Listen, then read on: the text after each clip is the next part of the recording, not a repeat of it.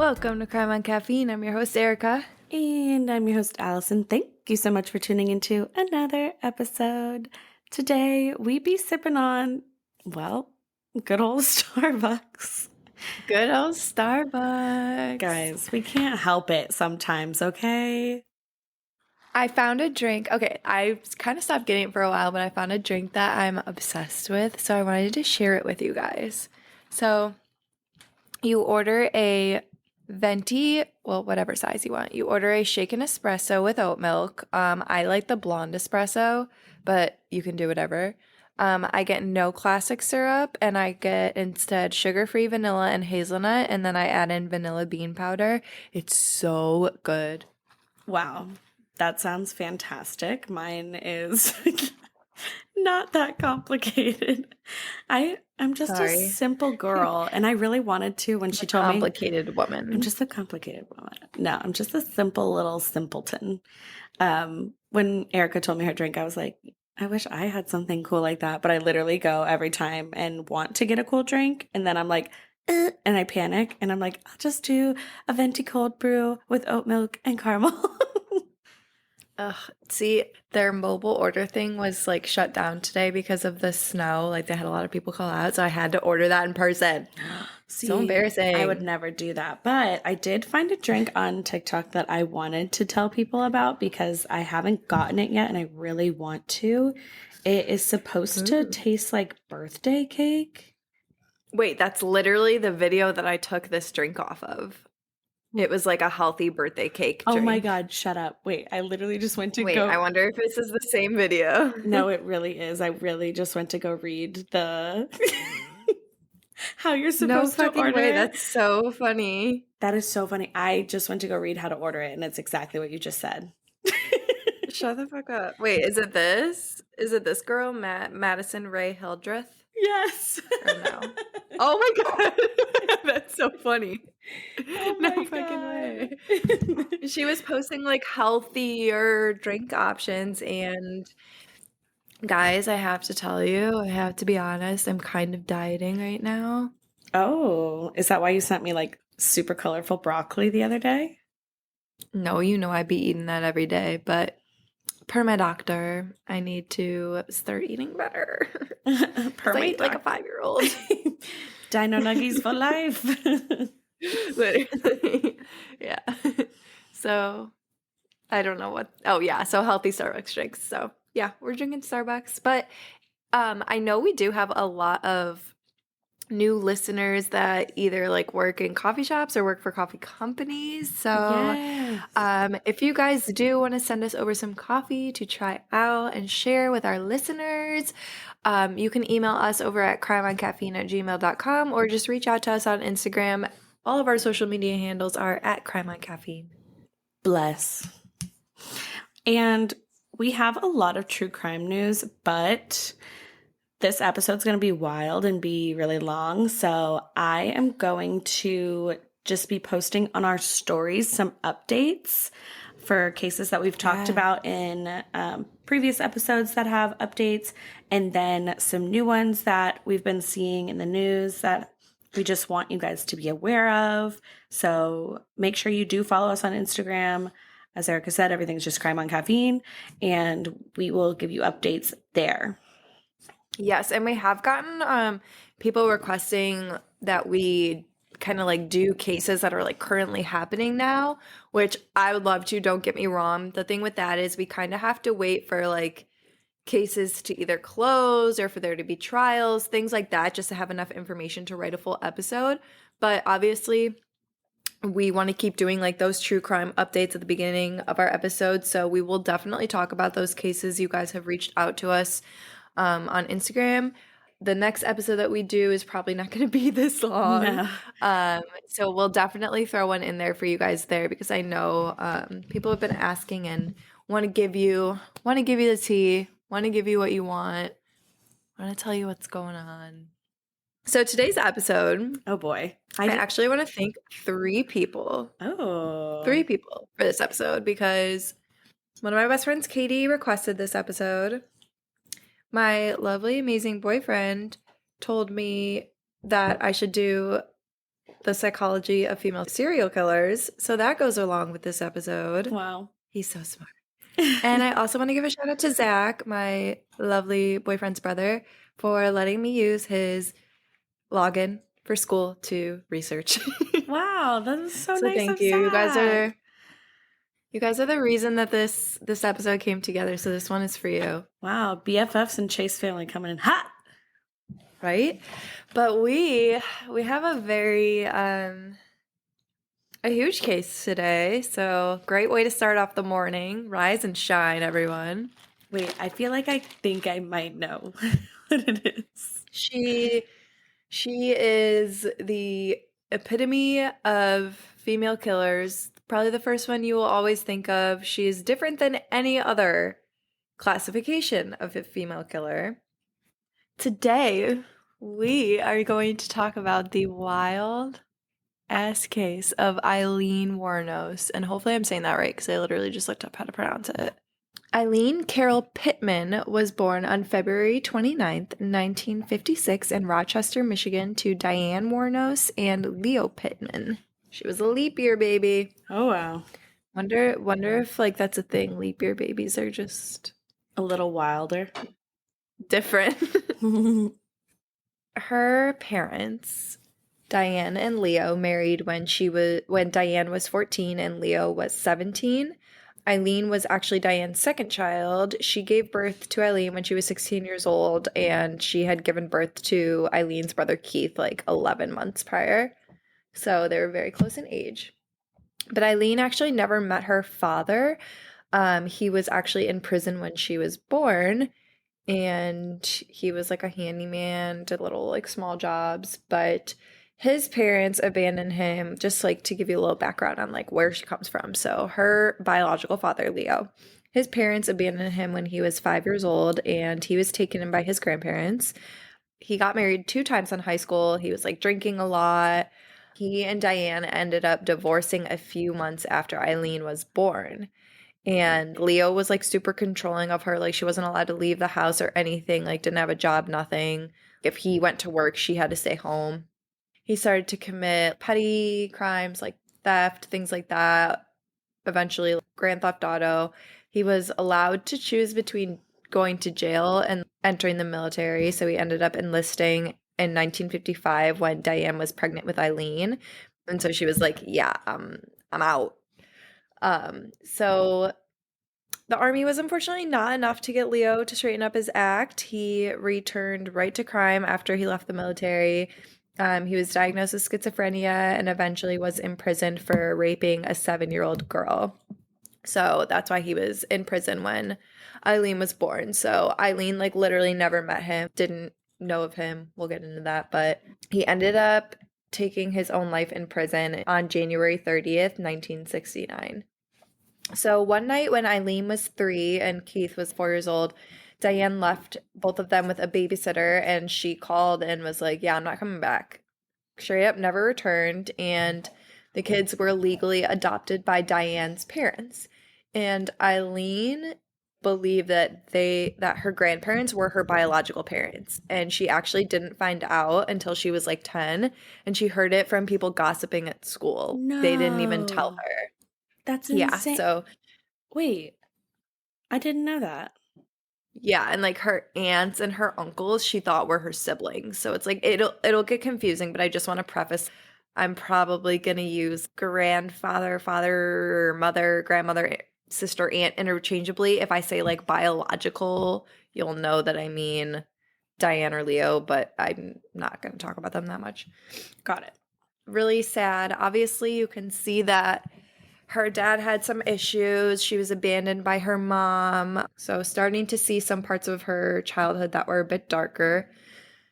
And it's just going to keep getting darker. Her grandfather, his name was Laurie Wuornos. He was an engineer at Ford. He was an alcoholic who mistreated his family members. Eileen's biological mother, Diane, who left them, she admits that leaving them with her parents was a huge mistake. She was like, I should have adopted them to strangers. When I was a kid, like our family suffered from child abuse. My father was verbally abusive. My mother was verbally abusive. We were always told we were no good. And I mean, she was right. because Lori would physically beat Aileen like literally every day for just any reason. And there was a Wow. point where, yeah, really sad. There was a point where Aileen accused him of sexually assaulting her, but later she denies this. So I don't really know what's true, what's not, but I wouldn't put it past him. Just like really messed up stuff. Like he forced her to watch him drown a cat. What the hell? Yeah, like really messed up. But he definitely had it out for her worse than the other kids. Mm-hmm. I don't really know why, but I think they were very alike because he had a very bad temper and she also had a very bad temper. Her biological father and her grandfather both had bad tempers. So like imagine she's taken from both sides of the family and just she's a mess. Yeah. And the really sad thing is that when she was a child, she actually had an artistic gift, but it would go unnoticed and uncelebrated completely. Like she wouldn't receive any attention ever from her grandparents, parents, whatever, for any positive behaviors. She only got attention when she acted out. So obviously she's learning from that and she's just going to keep misbehaving because that's the only way she's going to get attention. Exactly. But neighbors described the beatings and the mistreatment of the children, and they said that Lori, the grandfather, didn't treat them like humans, but like animals. Really sad. Obviously, like, I don't want to sit here and say, I feel bad for her. It's so sad. But when we're just talking about childhood her, yes, this is a sad thing. So she had a wild time in school. Unfortunately, like, she was teased relentlessly by her peers, but people said she was shy and quiet, but she was definitely, like, an angry girl. She started a fire in her middle school bathroom. Not good. She became sexually probably not something you want to do. But she became sexually active around the age of 11, and she would trade sexual favors for things like cigarettes and small amounts of money. Like I'm talking like 5 cents, like 10 cents, like pocket change. So she would trade sex for those things with kids at school, and she got the nickname Cigarette Pig from this. So boys, obviously at that age, like we're talking 11, 12, 13 years old, they didn't care about having like girlfriends and stuff. So obviously they were just like, oh my God, there's literally a girl that's going to let us have sex with her. So like they were fucking mean and treated her like shit, obviously. But she had it in her mind. She didn't care about boys. She didn't want to date them. She didn't like them, nothing like that. She was literally just using them for money. And I mean, I guess kind of attention in a way. But she did engage in a lot of crime with her brother. They would burglarize homes, steal cars, like expensive electronics like TVs and stereos and things like that. They would use drugs like coke, LSD, heroin, marijuana, mescaline. She was addicted to drinking and using drugs, and obviously this only just worsened like her temperament and her anger. What is mescaline? Okay, I knew you were gonna ask this. I'm no druggie, but Think of it as being in the same family as opiates. I know it comes from cacti. Okay. But it's like it's similar. I know the chemical properties are similar to that of like LSD, I want to say. Okay. I was just like, whoa, never heard of that one before. And your girl did go to college. I didn't see this in college. I just learned about it in my college class, so I don't think you would have seen it there. You just walk into the party and you're like, who got the mescaline? This is all coming from my psychopharmacology class. I don't fucking know. She was struggling in school because of poor eyesight and hearing, but her grandparents wouldn't get her any help for this, and they just said, well, she's doing poorly in school because of her her bad behavior, and they didn't care. And so she literally never got treated for that. And obviously, if you're in school and you can't see and you can't hear, it's going to be kind of hard to do well. Yeah. So that sucks because she probably could have done a lot better in school. I also want to include this account from a guy who lost his virginity to her. His name was Frank Tremonti, and according to the book Lethal Intent by Sue Russell, Aileen would like just keep going past his house, try to get him to notice her, and eventually she like left a note for him that said, meet me at like this local gas station. Literally, she was like, meet me at this local gas station for a pack of cigs. I will suck and fuck. Oh no. And this is really sad, but he said that he feels like his behavior with her towards her as a child contributed to like her behavior as an adult. Sir, I promise you That encounter did not. She was far gone, buddy. It was not you. Yeah.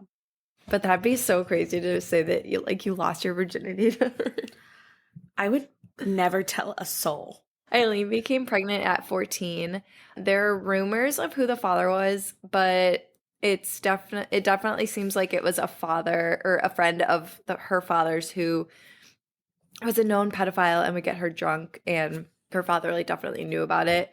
There are rumors of it being her brother. There's rumors of it being her grandfather. She did say that she engaged in sexual activity with her brother. Ooh, makes me a little nauseous. Yeah, but she was sent to like a home to have the baby, and then she was forced to give him up for adoption. So some accounts say that she was like kicked out of her home at this point. Some say she just ran away. There were like a few times where she would be running away, and I think Keith would run away as well. She would come back though, but not for long. But her sister, her aunt, but technically who she thought was her sister, her name is Lori, not spelled the same as the grandfather. The grandfather, Lori, is Lauri, and then the sister is just Lori. She said that Aileen just, after like she gave birth, she was just like, she completely hated men. She said that Aileen said all men are out to use women, and she was just very angry and just absolutely hated them. So she quickly dropped out of high school in 10th grade after she returned from her pregnancy, which her grandparents swept this the fuck under the rug. They didn't want anyone to know. They never wanted to discuss it again. Nothing. They literally wanted it to be like it never happened. She was further experimenting with drugs and alcohol. At this point, she was sleeping in the woods and just like in abandoned cars that she would find. She started like hustling people in pool to make money, which she was pretty good at. So that was like a really good way for her to earn money. She was working as a maid as well. Where we are in the timeline right now, right after this, is when her birth father hanged himself in prison. But like I said, like she didn't know. She didn't know him. But she knew at this point that her grandparents were her grandparents and not her parents. Okay. Around 6 months after she gave birth, her, quote, grandmother, died from cirrhosis of the liver, which was a big shock for the family because she definitely tried to hide her alcoholism from the kids. And obviously, Aileen didn't have like a normal relationship with her. She definitely resented her because she saw the abuse from Aileen's grandfather, and she did not care whatsoever to stop it. But she was still the closest thing Aileen had to a mom. Like when she was in that home pregnant and about to give birth, she would write her letters all the time and stuff. So they definitely had a very complicated, complex relationship. But, you know, I think it would be tough to say that Aileen didn't care about her, or even if she couldn't really say what those feelings were, that's the only thing she ever saw as a mother. So this was definitely a big trigger for what's to come. Lori, her sister, aunt, whatever, had to find her by looking around town at like in abandoned cars to see if she'd been sleeping in them. And at this point, her grandfather did not let her come home. She was officially kicked out because she ran away from home too many times. He's like, yeah, you're done. Damn. So definitely a tough time for her. She completely acted out at her grandmother's funeral.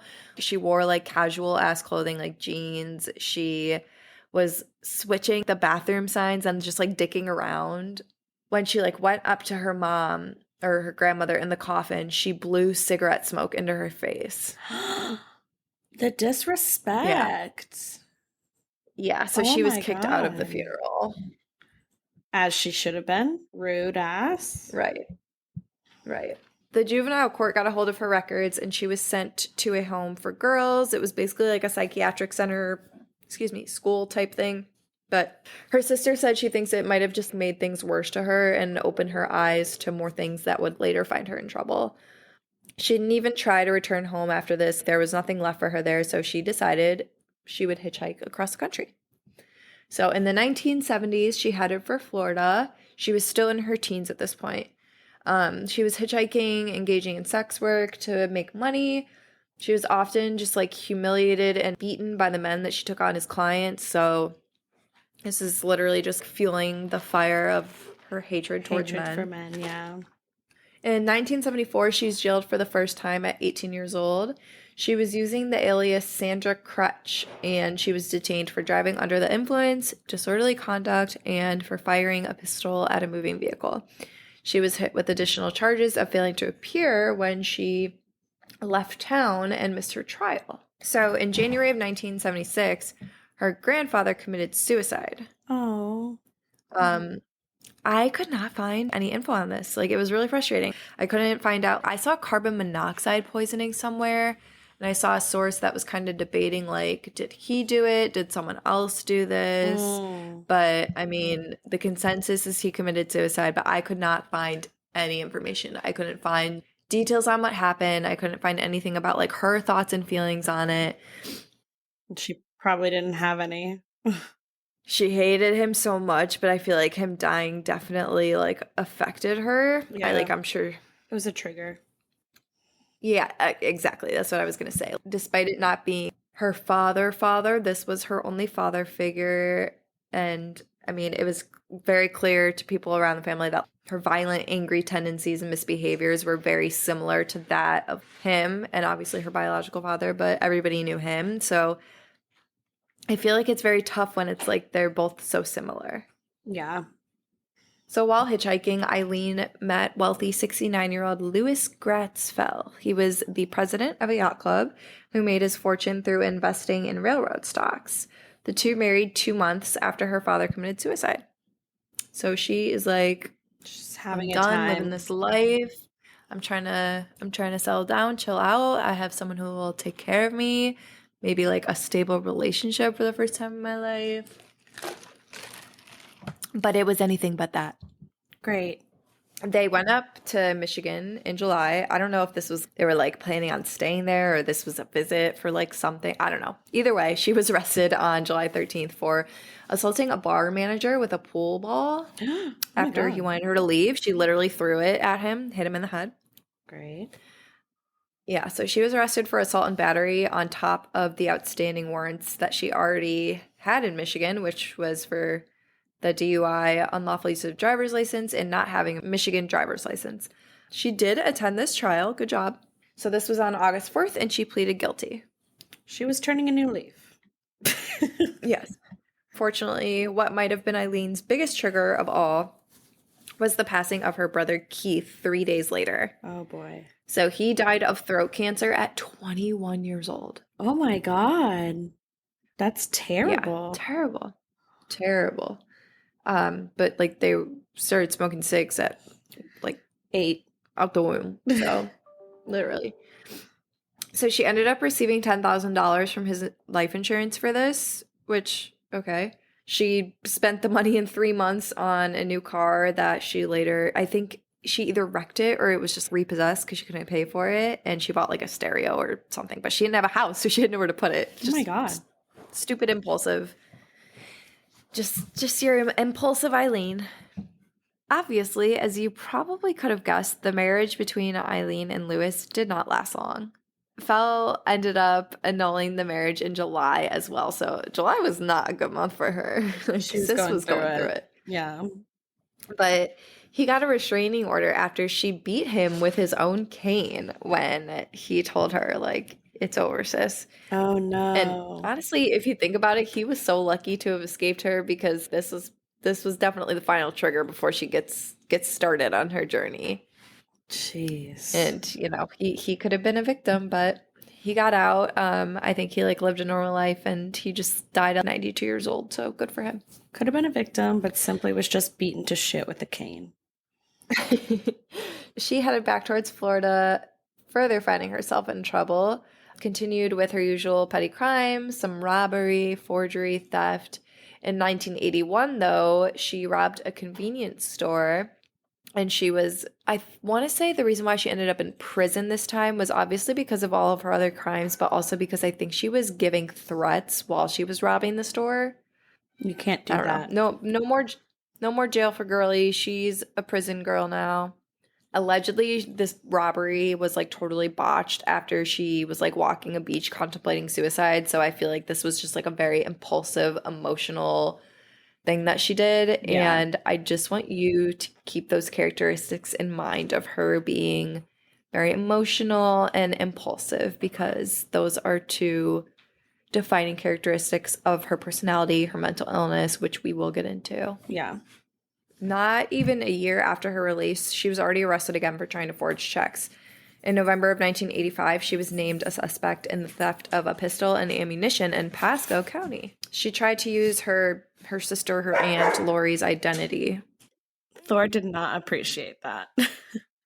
So they stopped her 11 days later for driving without a valid license, and then the following January, 1986, she was arrested in Miami for auto theft, resisting arrest, and obstruction by false information.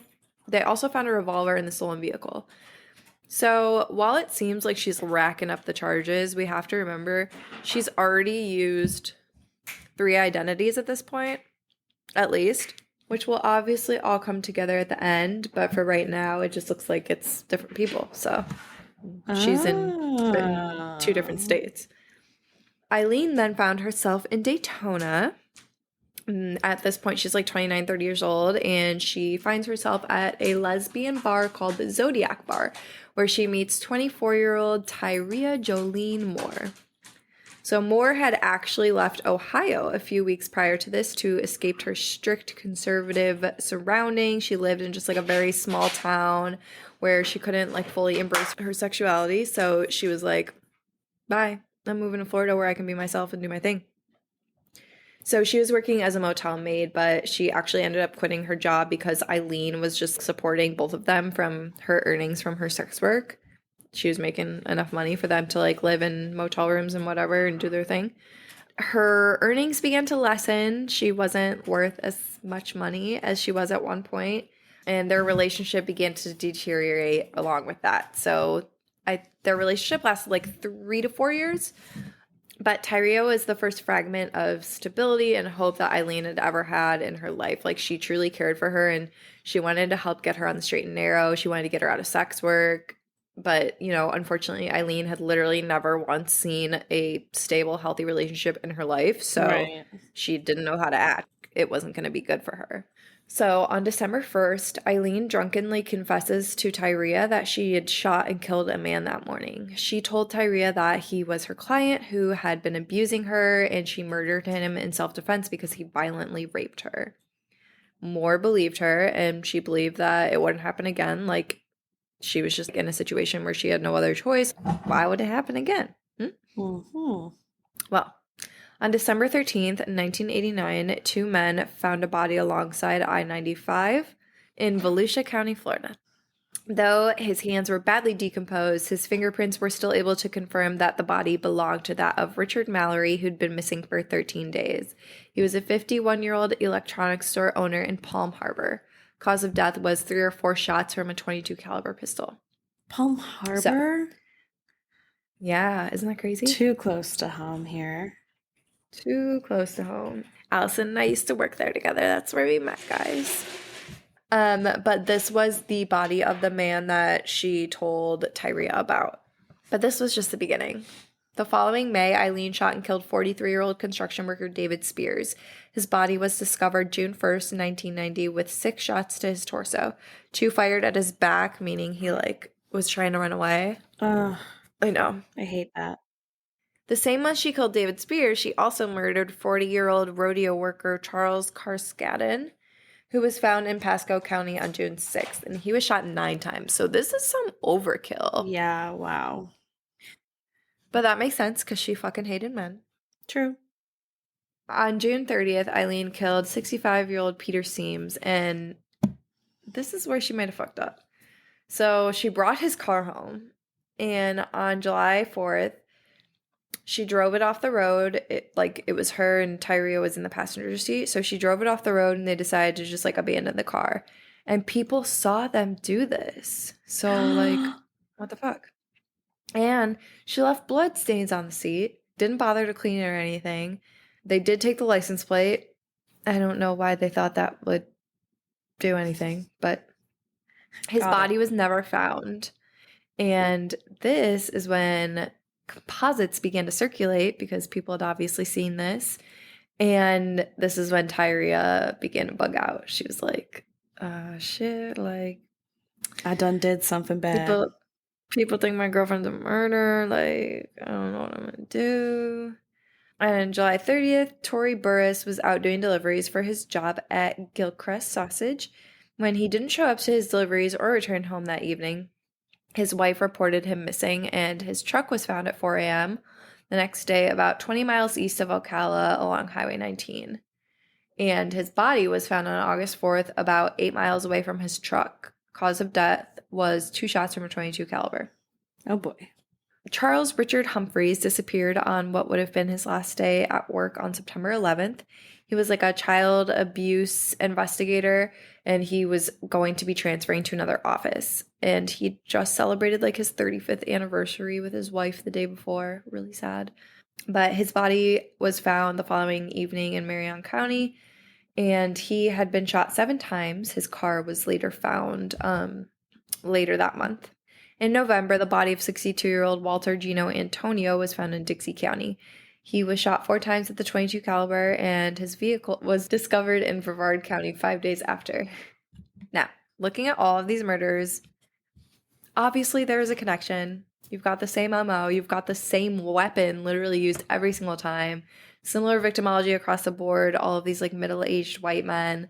All of the victims were robbed. They were all murdered or found, or like their vehicles were found, whatever, located along highways in Florida. So investigators were starting to pick up on this. And once the police released those composite sketches of the 2 women that were seen leaving Seam's vehicle, Tyria was like, yeah, fuck this, I'm out. So she left Aileen and she like straight up moved home. And tips began to pour in about the 2 women and all the people who had ever seen them since Eileen's endeavors began in Florida. Ooh. So not just that day, but like ever. So like people who worked at motels that they'd stayed at, bars, anything. And by mid-December, Steve Binniger of the Marion County Sheriff's Office had worked together with the sheriffs in like surrounding counties where she was seen to gather the names and any information they could on the 2 suspects, which from their knowledge were Tyria Moore and Susan Blahovec, or Lee Blahovec, according to differing anonymous sources. So this was one of the identities that she was using. And they kind of put it together that this Lee figure was the dominant one of the pair. She was the one calling the shots, and they also were tipped off that she was a prostitute. So they're piecing everything together. They began to look into more and several of the different aliases that Aileen was using, including the Blahovec alias I just talked about, as well as an alias by the name of Cammie Marsh Green, which is the identity she used that led them to a pawn shop in Daytona. At this pawn shop, she actually ended up pawning a camera and a radar detector and left a thumbprint on the receipt. And the items that she pawned belonged to the first victim, Richard Mallory. So she fucked up. So now they're like, okay, this Cammie Marsh Green person, we have her prints. She's selling the guy's stuff. They also found that she pawned items belonging to David Spears that were missing from his person or his vehicle. So the fingerprint brought them to the name Lori Grody, which is her sister or her aunt's name. And remember, she'd been using her ID in Michigan. Yes. So they were able to match the bloody handprint to that same fingerprint, the bloody handprint that was in Peter Seam's car, the one that they like abandoned. So they were able to match that to that fingerprint that they brought up for Lori Grody. So they send this data to the NCIC to see if there's any hits across the country, and they got a hit from Michigan. And all of these different aliases that they had led to one woman, Aileen Carol Wuornos. Oh boy. That is where we're going to stop with part 1. We're going to come back with the next episode. We're going to find out what happens now the police kind of know who's responsible, what's going to happen, and why the fuck is she like this? So tune in to the next episode. It's literally being released today. So yeah, you can listen to them both back to back. You're welcome. That was a lot of info, and I am just glad I was here for it. It's definitely a lot for like 8 a.m. or whatever time it is, right? 9 a.m. Yeah, So it's a lot. thanks for sticking with me. It's a lot to ingest Um, while you're also ingesting caffeine because, like, it's just like a lot of emotion. yeah, I usually always throw up after we record. A good purge of emotion. It could just be the 4 donuts you just ingested. So make sure you guys are following us on Spotify and Apple Podcasts. Make sure you guys are following us on social media. You'll be able to get all those true crime updates we were talking about before at Crime on Caffeine, crimeoncaffeine@gmail.com, crimeoncaffeine.com. Everything is just Crime on Caffeine if you Crime didn't get on that by now. caffeine. Also, if you guys are interested in merch, let me know because we still do have some merch. And I will link that in our Instagram if you are looking for some because our sweatshirts are so cozy. They're so cozy. I noticed, I was thinking about this yesterday. You know, like when you first get sweatpants or sweatshirt and like the inside's so soft and then you wash it once and it just feels like not like that anymore. Like ours are still soft. They're so soft. I don't mean that in like I don't wash my clothes. I'm like I do laundry every day, but it's still so soft. All right, so make sure you guys check out part 2.